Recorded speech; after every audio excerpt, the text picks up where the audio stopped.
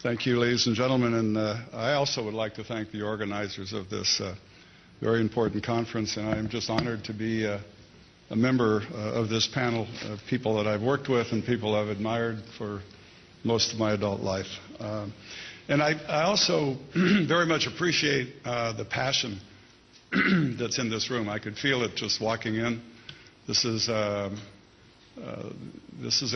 room full of people who care about freedom, who care about their country, their native country, people who've suffered, and there's nothing like individual suffering and losses to focus the attention on a very, very important problem. Now, with regard to Iran, there are three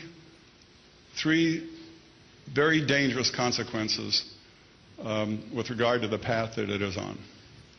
The first one, of course, is that it becomes nuclear weapons capable.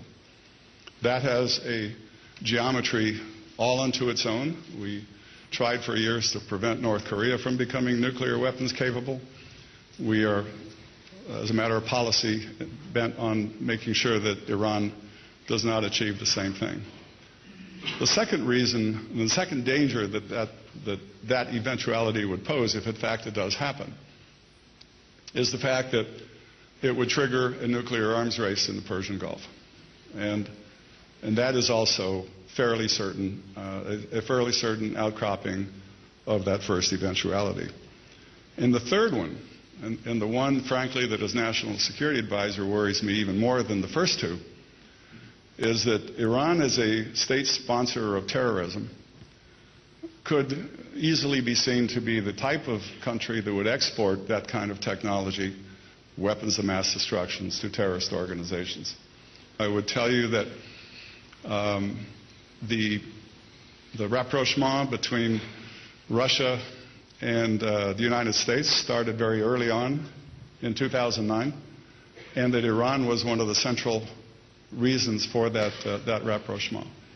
It has not changed, and Russia has demonstrated on several occasions that it is increasingly concerned with developments in Iran, and actually canceled the sale, to its financial detriment, of S-300s missiles to Iran as evidence of their displeasure with regard to the direction of the Iranian regime.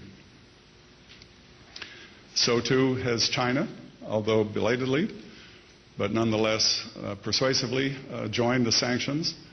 And as a result of our activities with the Europeans, the European Union swiftly passed its own set of sanctions following the UN sanctions that were adopted.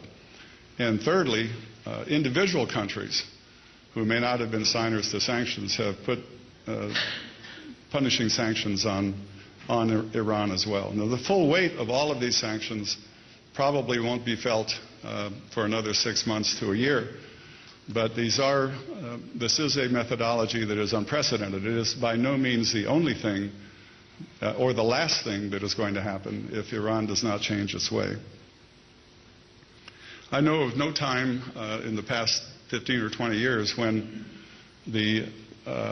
this country, where the Arab world and the Europeans have been as united as they are on this particular issue.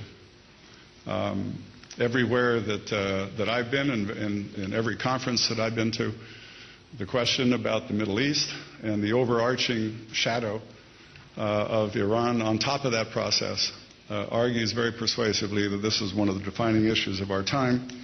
And I can assure you that on matters of collective security between us and our friends, that there have been many discussions, and I'm sure those discussions are continuing. I've heard many people say, of course, that time is not on our side, and that may be true. But I would also argue that time is not on the Iranian side, because the willingness to talk, the willingness to continue to go down this road without any tangible results eventually means that sooner or later the world will conclude, and we will conclude as a nation, that Iran has defined itself, and we will have to proceed with what we must do in order to achieve the successful goals that have been articulated.